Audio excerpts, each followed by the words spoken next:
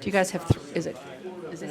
Oh my gosh. Okay, sorry about this. Our time, the time on the clock, the official clock up here is incorrect. So we're actually going to get started. Yeah, so thank you for your patience as you guys were like, why can't you tell time?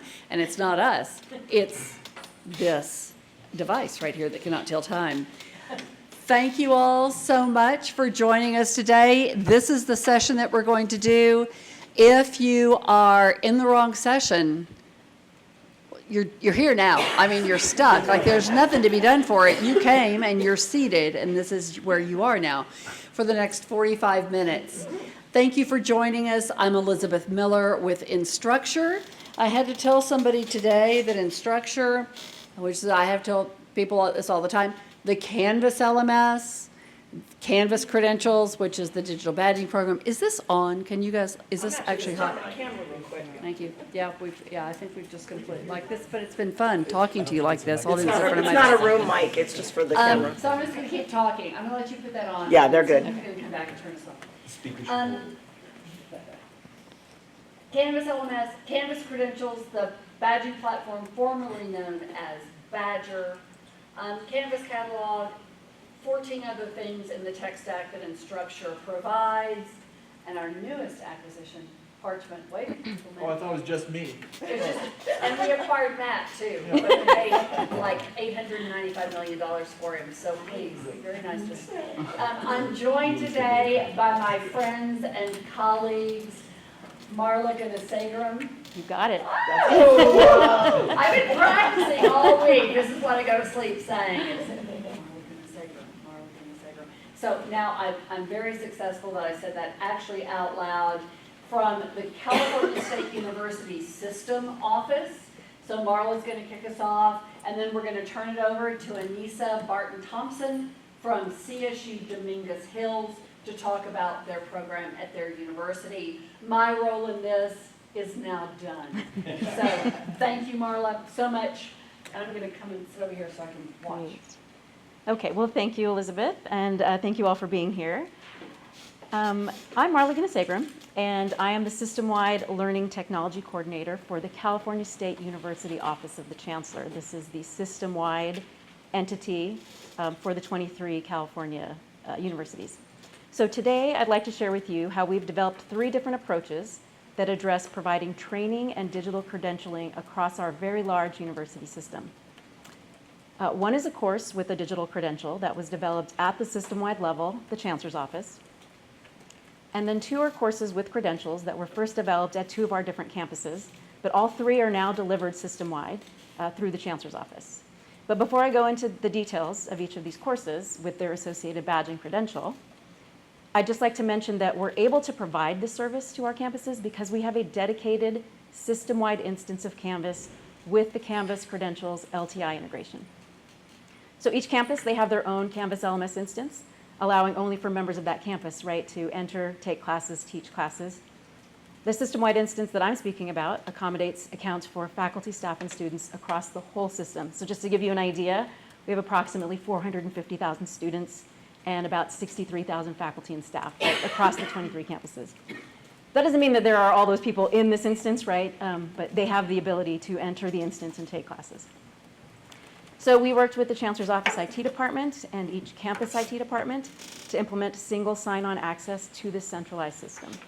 So you log in, you single sign on, you authenticate through your campus, then through the Chancellor's Office, and you're in, right, our system. So this system allows for campus professional development at cost savings. It promotes collaboration and connection across the CSU, allowing not only for online courses, but we use it also for faculty learning communities and resource sharing spaces.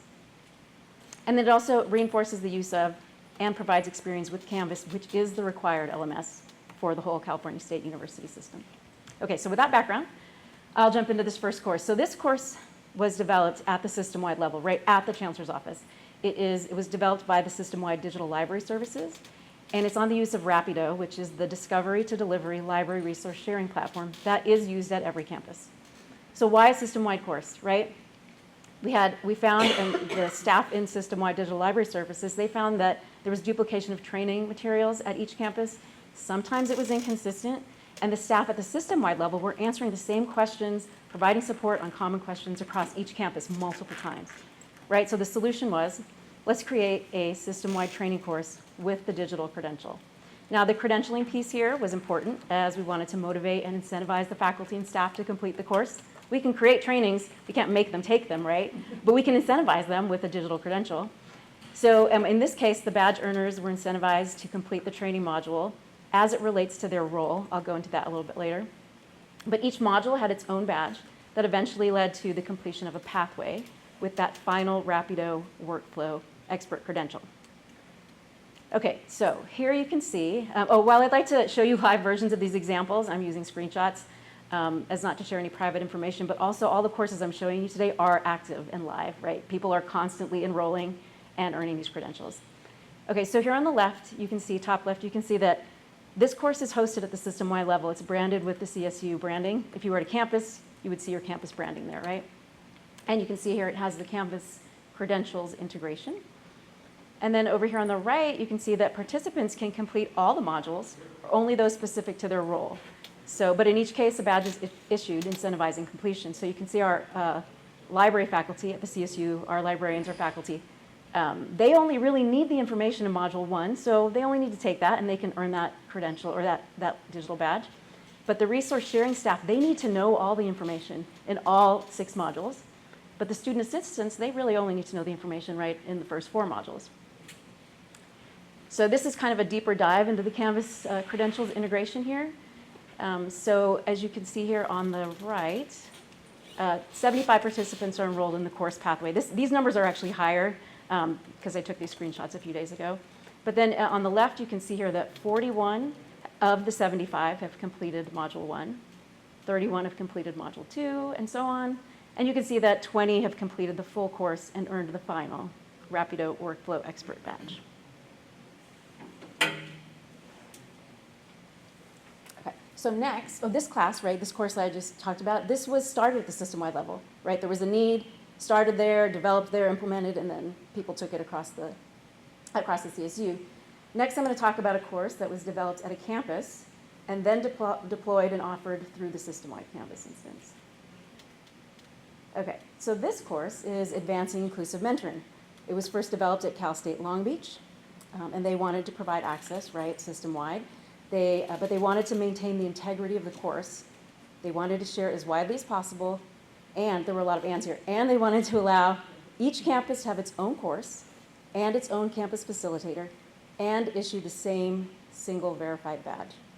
So the solution we came up with for this one was to create a blueprint system-wide training course with digital badge that could be attached to child campus courses with their own specific campus facilitator.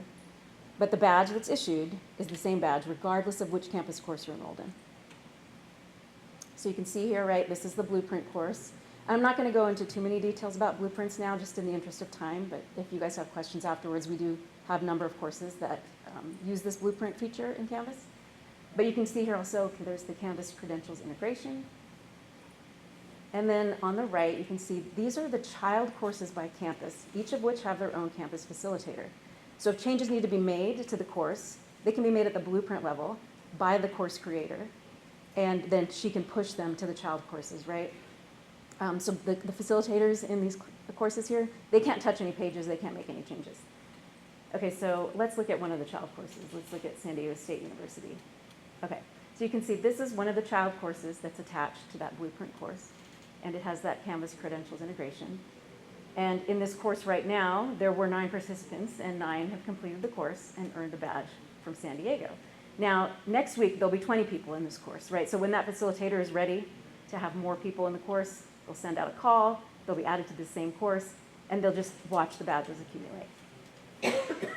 So the last course I'll talk about is another one developed at a campus that's now offered and credentialed at the system-wide level using what is called the self-enrollment option.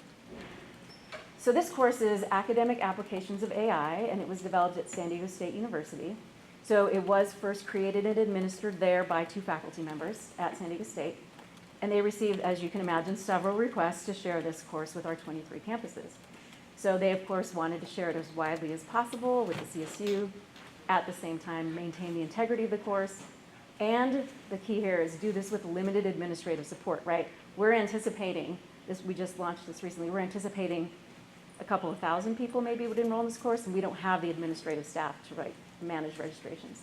So the solution that we came up with was the creation of one system-wide course with the self-enrollment that issued the verified system-wide digital micro-credential upon completion.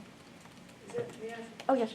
that's only open to CSU staff? Correct. Right now it is, but they are looking at opening it up, wider than that. Yeah. Okay, so you can see here right in the top left, the course is hosted at the Chancellor's office. It has the Canvas credentials integration. And then to meet that need for limited administrative support, we enabled that self-enrollment option, which generates a unique self-enrollment URL. So that URL can be sent to anybody in our system. They can click on it, they'll be prompted to enroll, and they can take the course and earn that micro-credential. Okay, so this is just, the Canvas credentials integration again. And you can see here, this says 401 participants across the CSU have self-enrolled. It's actually higher, and 59 have completed the course and were issued the credential. So that's it as far as the courses that I'm going to share with you. There's just 3 different ways we have deployed system-wide courses, but I'm going to click on the badge here and show you, with Canvas credentials, you have the option of linking your skills to an Indeed job board or to Lightcast. I'm just going to kind of show you at the Chancellor's office, we've decided we're using those skills and linking them to the job board, but Anissa, my colleague at CSU Dominguez Hills, in her instance, they have chosen Lightcast, so she'll explain that. But I just want to show you so you can see the difference here. So the link works. And it did not work. I'm not sure you're on the badge. Yeah. See if you can find here. Yeah, it's like a little test. And then, do you mind? Yeah. I also lost my. Oh, that's right. I clicked on the link in the notes. There you go. Okay. Okay, great. Thank you. Oh, and so do you mind? Can you? I lost my speaker notes. Yeah, no, I lost my. Oh.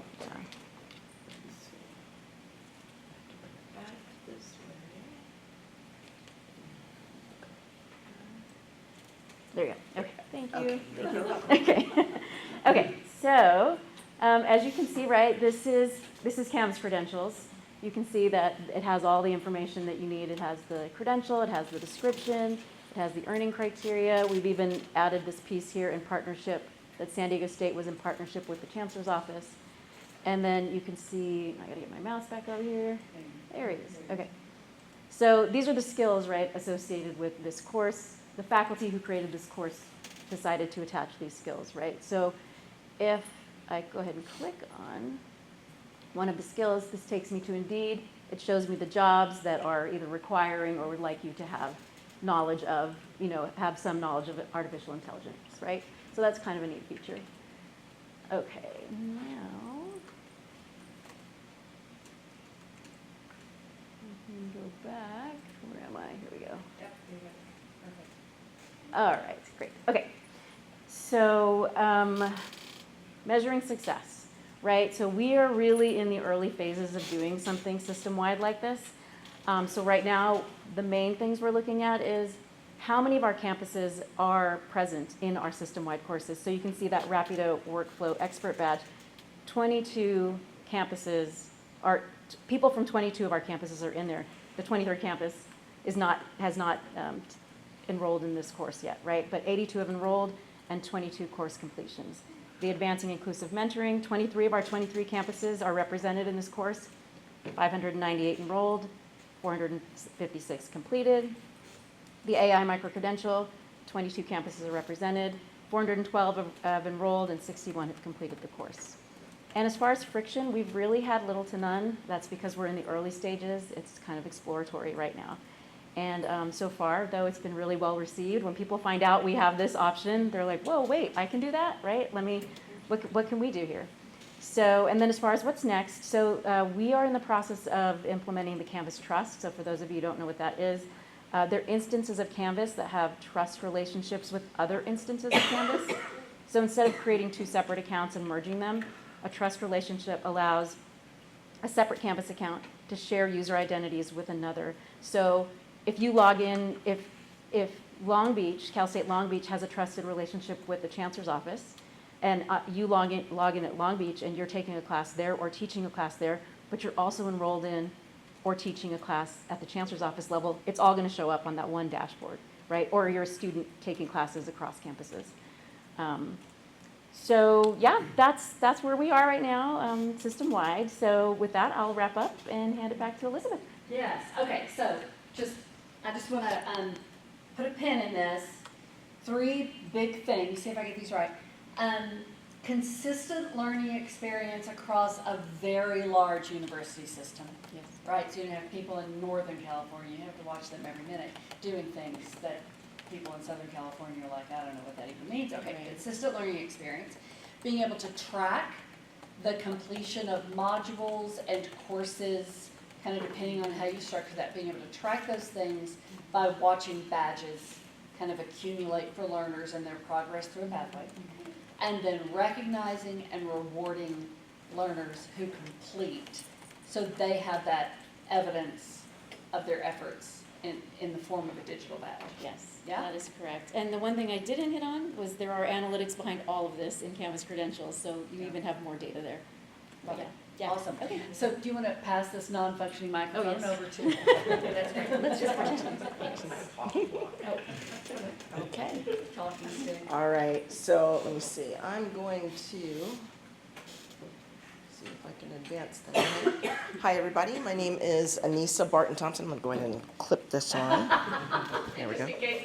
Just in case. It's working. My name is Anissa Barton Thompson. I am, believe it or not a digital credential specialist, at least not without being voluntold. There's my boss sitting over there. But I'm actually a social media specialist and web developer in our marketing unit at the California State University Dominguez Hills College of Continuing and Professional Education. And we started our road down the badging and certificate pathway about 2016, 2017, when we were with Parchment. And we actually got really into the excitement of the badging sphere, and went ahead and switched over to Badger. I think that was 2018, 2019. And all throughout the pandemic, I had all this wonderful work from home time to go ahead and take our programs and make them available. We have, at the time, we had 24 different professional career development certificate programs, non-credit academic programs, a handful that are also credit and academic. And then we have several academic postgraduate and leveling courses. In some of our partner programs, we partner with other colleges on our campus to provide these certificates and digital credentials. And then last but not least, we have an OSHA training center. We are actually one of 27 official training institution education centers. That's a really long title, but that's what they want us to call it. And we're one of 4 on the West Coast. So we actually have the distinction of being one of the few OSHA training centers that actually badges our courses and our certificate pathways. So all of these are our 3. 3 seems to be the magic number today, right? These are our ways that we are reaching out to our students and our audience.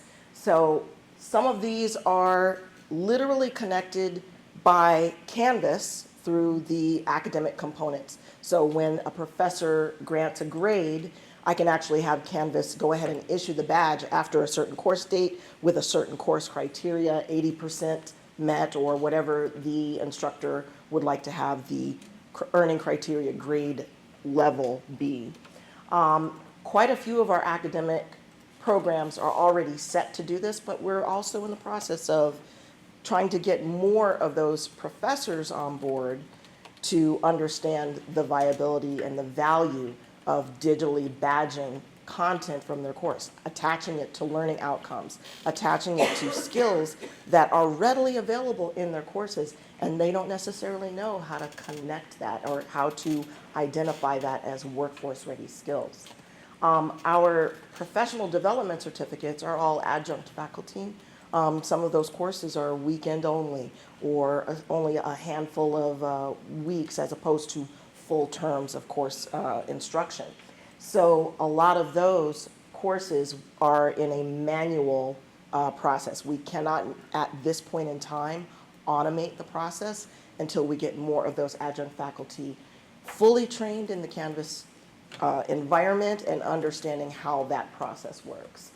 And then our OSHA training certificates, because they are mandated through the OSHA.gov or through the Department of Labor, we really are restricted as to how we can provide those badges.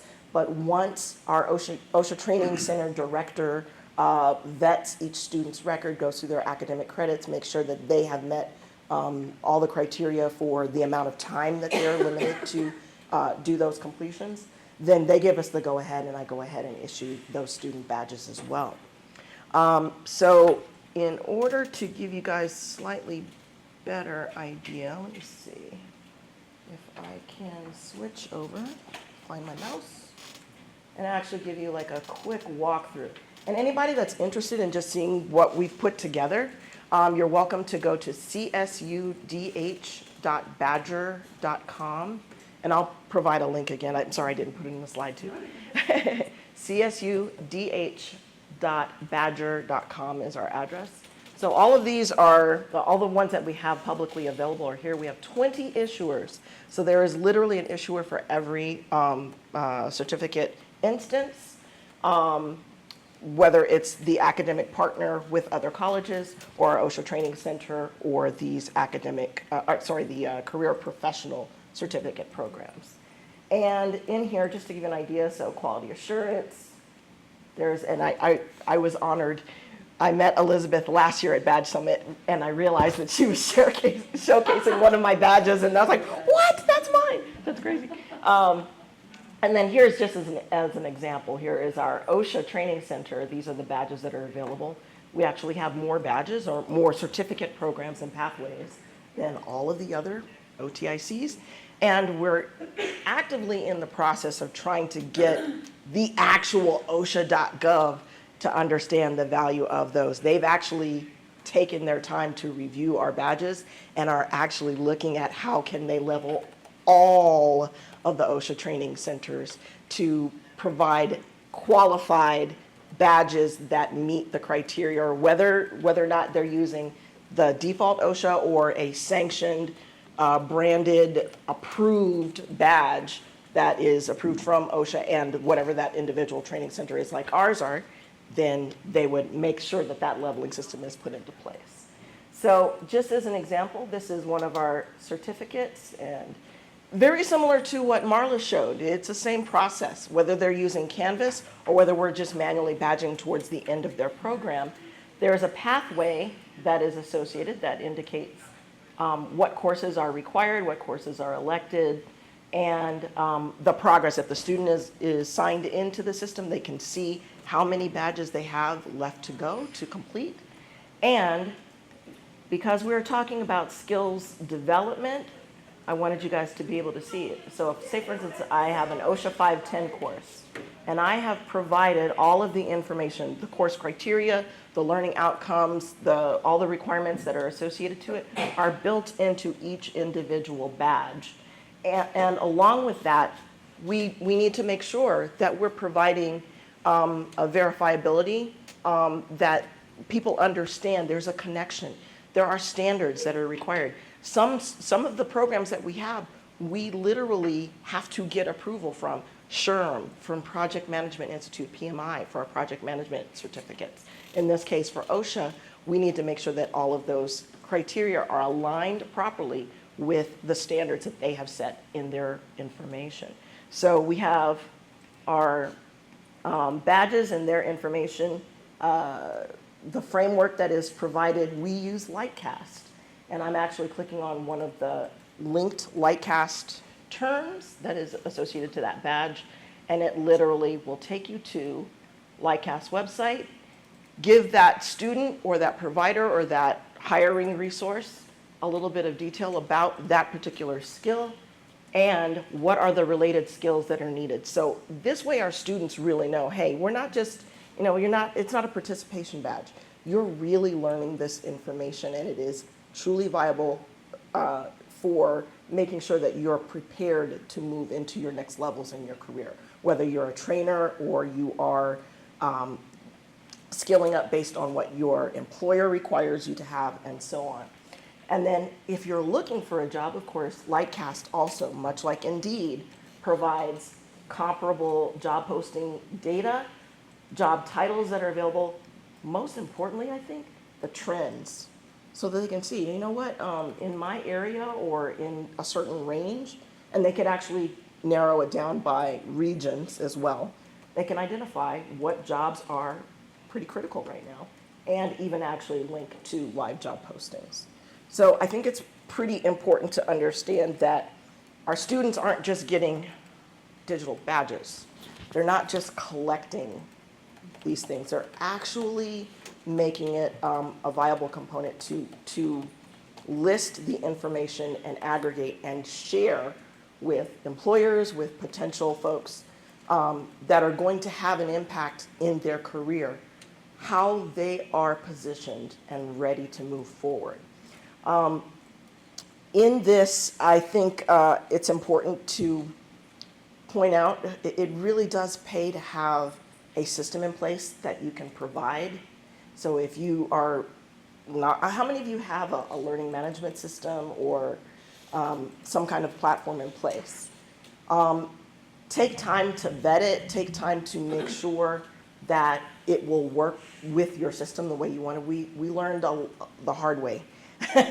Crystal Rawls and the team that provided the resource at lunchtime, Crystal was actually my partner in connecting all of our skills.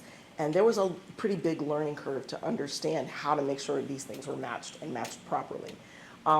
Make sure that you have partners that are available so that one person isn't having to do all the work and taking literal years to be able to put over 200 plus certificates and programs and badges together. It really does pay to have good stakeholders.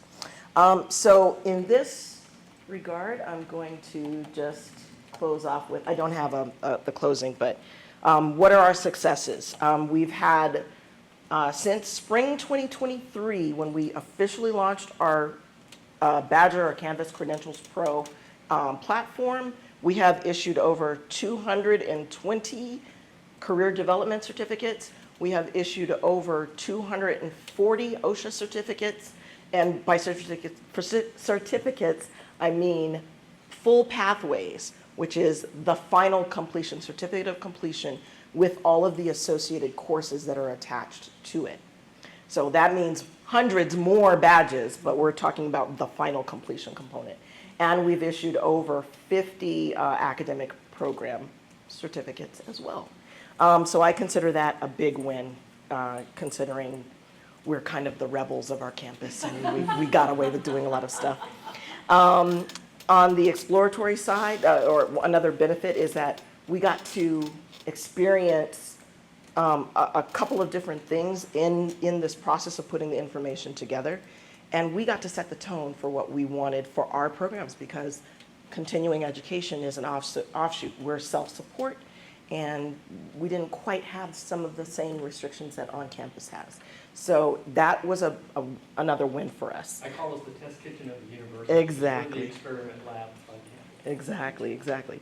And then our friction is, of course, because we're the experimental lab, we don't necessarily get all of the sign-offs right away. But I will say, seeing or letting other departments and other stakeholders on our campus see what we've put together already kind of softens the blow. And it helps them to be prepared and see, oh, yeah, that could work for these programs, or this could work in convincing more of our faculty in these certain departments to better understand how their curriculum is connected to their students' work journey, and kind of build that out. So there's a lot of wins and a lot of trials along the way, but it's all worth it. It's all worth it. So that's it. Okay, good. Yeah. I love that. Thank you. Okay. And no, you have to stay. Okay. Where do you think you're going? I'm Okay, holding the mic for so, you. no, right, is that's? It's working, oh, it's Is it working? Okay, all right, here, and it says that, okay, I believe you, I can't hear a thing. So, three things, because apparently things have to come in threes today. So, the ability to have some top-down control of a whole bunch of programs that have kind of independent, in fact, let me just, I just want to go back up and look at your issuers.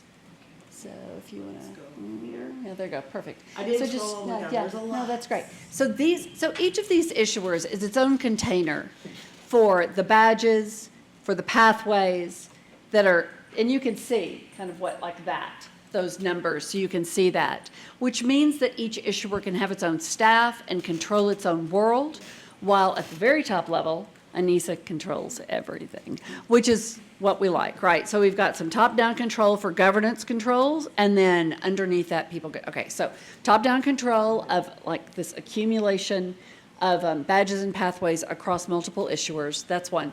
Second, heavy use of pathways so that students can track their own progress through a fairly complex set of programs, right? Right, okay, so it's not like so they don't fade, right? So that's a retention, yeah. And there's another bonus to that. In the pathways are also tracking what courses have been completed that students are aware of. And sometimes courses that they didn't realize also apply. So I've had about 17 students in the last term who have actually completed multiple certificates and didn't realize it. They had met enough criteria to earn multiple certificates. So is that kind of clear? Because I can wave my hands, and that'll make it clear if you can see my hands. Pathways you can have the same badge on multiple pathways because there's underlying learning that applies in multiple arenas. If you complete the badge on one pathway, it lights up for you as a student on every other pathway. And so you don't have to, like, you're not repeating work. You do it once, it shows up everywhere, and then you can see where that pathway could take you, right? And the system will actually make some recommendations to you as a student. All right, so tracking progress, and then, of course, rewarding, recognizing those learners that have completed and recruiting new ones as they post those badges to LinkedIn and they put them in their email signatures and they do all the things with them. Right. Did I get all that? Did I miss anything? That was everything. All right, that was everything. That's what I'm going for. We want to, I want to answer questions. Oh, I'm not going to answer them, so you have to come up here. We're going to pass this around and answer questions. Go ahead. Do any of the badges expire?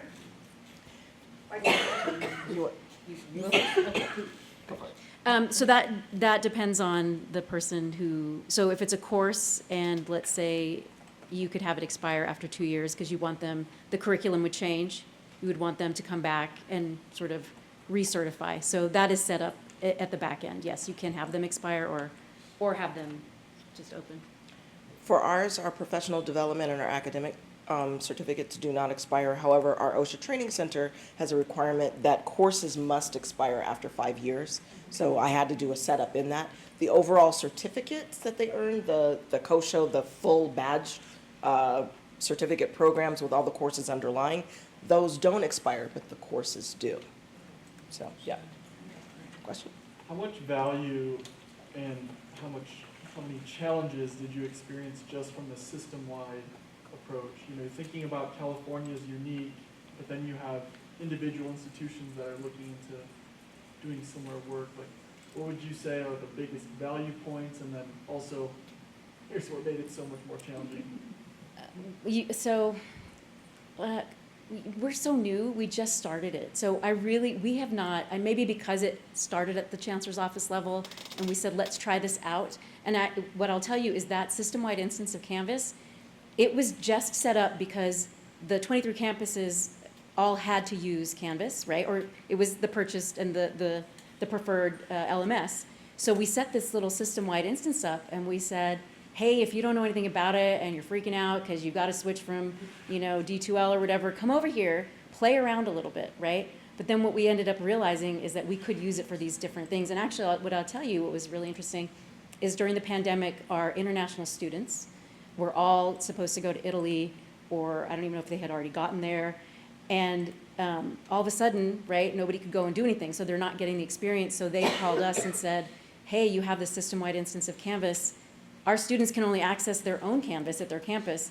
Can we somehow get them into the system-wide instance? And that sort of kind of started spurring like, wow, we can open this up to a lot of people, right? And that's what ended up going with the single sign-on, right? But once we do Canvas Trust, that single sign-on piece is, we probably don't need that anymore, right? So we're kind of just, it's just happening for us, right? We're kind of moving with the times.